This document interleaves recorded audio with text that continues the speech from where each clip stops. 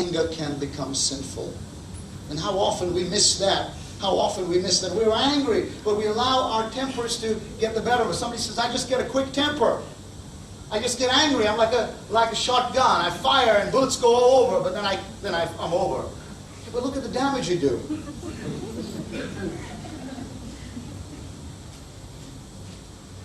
It's not wrong to, you have a temper. Everybody has a temper. We all get upset. But to be able to control that temper. Are you following me? Proverbs chapter 14 verse 17 says, a short-tempered man is foolish. But a man who is wise and has understanding is slow to anger. In other words, he does get angry. You're not a mannequin. But you're very slow to anger. Be quick to listen, be slow to speak, be slow to anger. James 1:19. For the anger of man does not achieve the righteousness of God. So understanding that, to be angry for the right reason, to be angry with the right motivation, to be angry with the right emotion, intensity, to be angry for the right amount of time, that's good anger.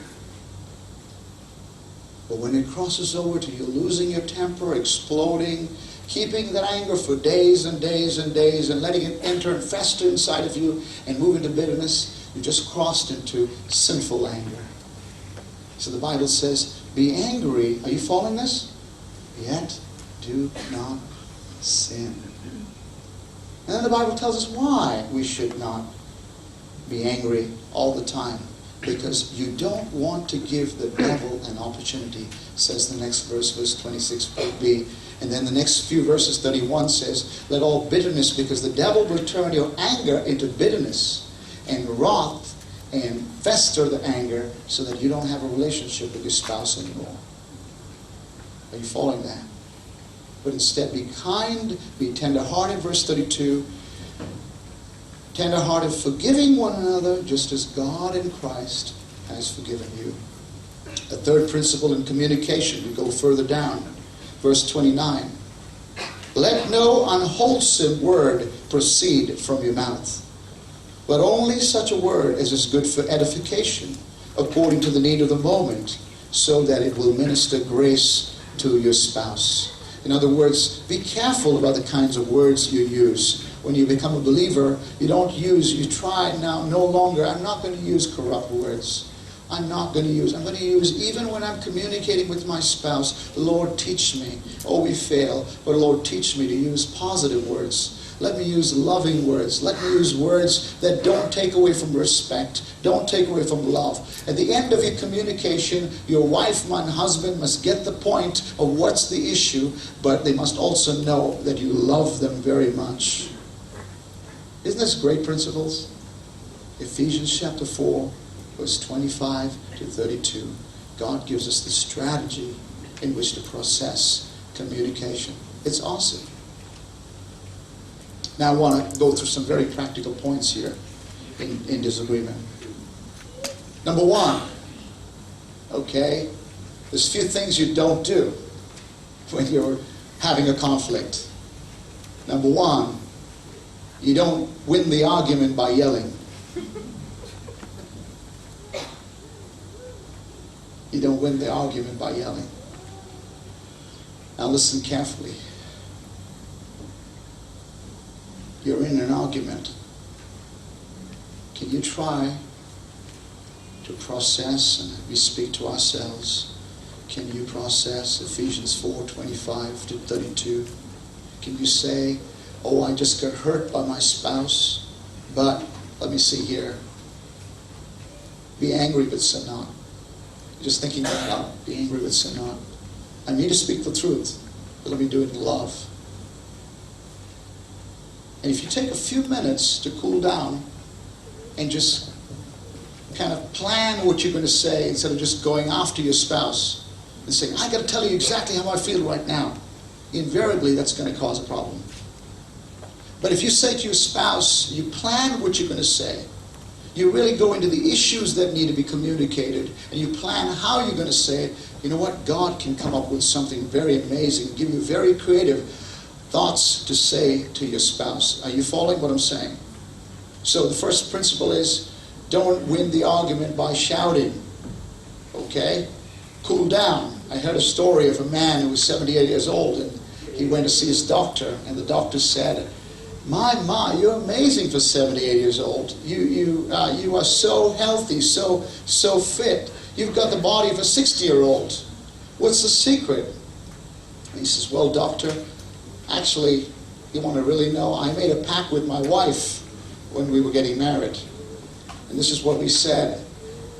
She said if she was going to lose her temper, she was going to get angry, then she would stay in the kitchen to cool off before she spoke. And if I was going to get angry and lose my temper, then I would go outside and take a walk. Well, for 50 years, I've been doing a lot of walking.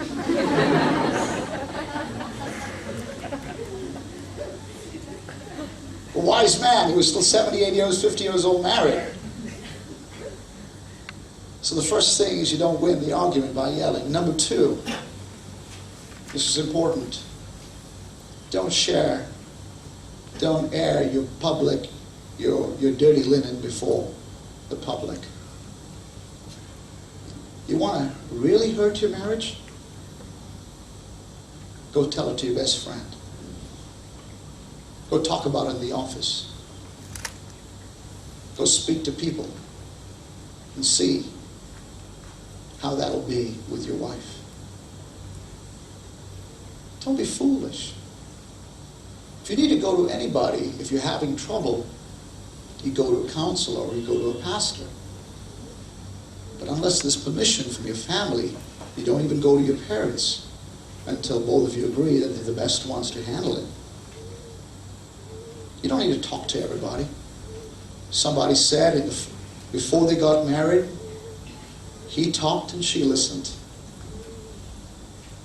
Then the honeymoon came, and now she talked and he listened. And then they got married, and they both talked and the neighbors listened.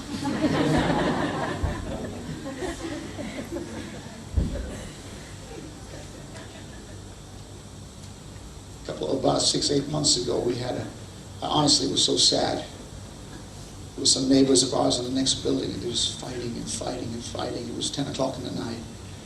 And I don't think they understood. It just, something small must have happened. And they went on for 1.5 hours. And it was so quiet in the night. Everybody, the neighbors were at the windows. It was so sad. And at the end of it, we were like so grieved, my wife and I. We got on our knees and we began to pray for them. Because I thought, how could they ever live here?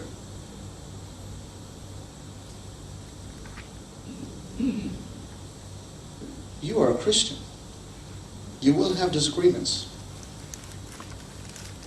But you better make sure that if you have a testimony in your neighborhood, you better be careful how you have a disagreement.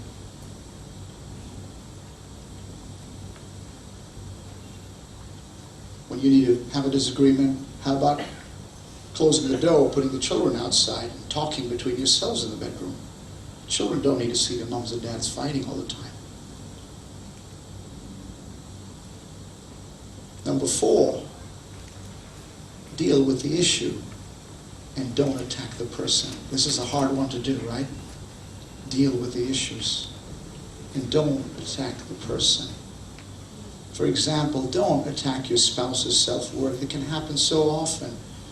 You know, you say to her, oh, you know, or she says to you, you know, you're always like that. You're always doing it that way. That is you're the most stupid person in the world. You did this and you did that. And you know what? It can happen so often. In the end, you didn't mean it. But those words are there. And we need to get over that. And so don't attack the person. Instead, address the issue. Say, you know, I was very disappointed that you didn't come home and you didn't bother to call me, and I was waiting for you. That's addressing an issue. Or I was very embarrassed when you said in front of everybody a very sarcastic, very unkind, very harsh words. I was very hurt with that. Now, what are you communicating? You're communicating your deepest needs. You're getting across what really caused the hurt without attacking the person. But don't go on and attack the person and bring up the past and try to do that. The second thing that's important, don't bring up her parents or his parents. Why bring the in-laws in? You know, you're becoming more and more like your mother.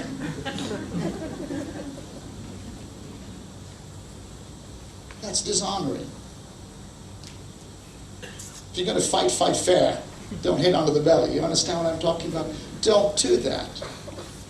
That's not worth it. Why bring in somebody?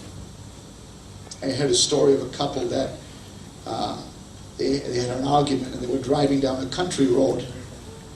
And they came across, as they were driving down the farm, they came across a whole pack of mules and pigs. And they weren't speaking for the whole journey. But the husband decided to poke fun at his wife, and she said, he turned to his wife and said, "Look at those mules. I wonder, no relatives of yours, are they?" And she turned to him and said, "Yes, in-laws."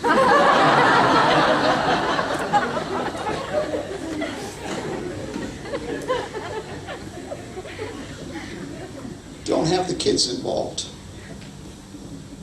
Number 6 or 7, I don't know which number it is. Don't use sex as a weapon. People often will say, well, we're not going to have any physical intimacy until we get our marriage right. Now, I understand if you've had an argument, you're not going to have all these close feelings for each other at that moment. But to use that as a weapon in your marriage is the most dangerous thing a wife or a husband can ever do. Because Paul says very clearly, and listen to this admonition from the Bible, from the Apostle Paul. He says, a wife's body is not her own, a husband's body is not her own. 1 Corinthians 7, verse 1 to 5. Therefore stop depriving one another, except by mutual agreement, that you might be praying and fasting, lest the devil tempt you. And if you use physical intimacy and sexual intimacy as a reward or a punishment for your spouse, then they're going to get very frustrated.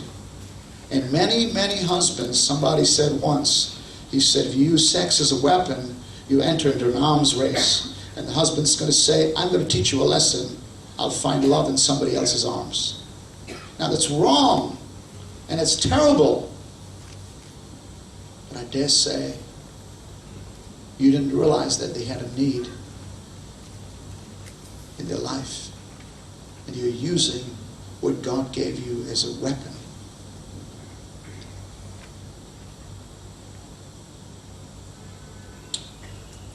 The do's and don'ts of marriage. Let's think of some things. If you were in a conflict, let's say, now you're already in, you're already going to be talking. You have an issue now that you have to discuss with your husband. Let's think of some ways you'd approach it. Number one, let's think of some ways you'd approach it. We're getting ready to close. Number one, before you approach your spouse or your mate on the topic that's a real bother to you, whatever you want to discuss with them, here's a couple of things that I really like. By the way, Plakila wrote an excellent paper in one of my classes, and I was really touched on these points. And I'm actually taking 3 points from her because it was so good. Plakila, where are you? Awesome. Good job. Wow. Okay, let's think of them, and I'll tell you at the end of the class which ones were good, or which ones that she spoke about. But the first one that's important, I think, before you speak to your partner, talk and listen to God. You want to write that down? Before you speak to your partner, why don't you talk and listen to God? And as you go to God, analyze what is the real concern, an issue in prayer by seeking God. Many times you can go to God, we go to God and say, God, please change my children, or please change my wife. And you pray this prayer. Please do that. And then after some time you're listening, and God says, I will do that, but first I want to change you. And so often when you're in a conflict and you have a big issue you want to discuss with your family, you know what? If you go to God and you process it through the mind of God, you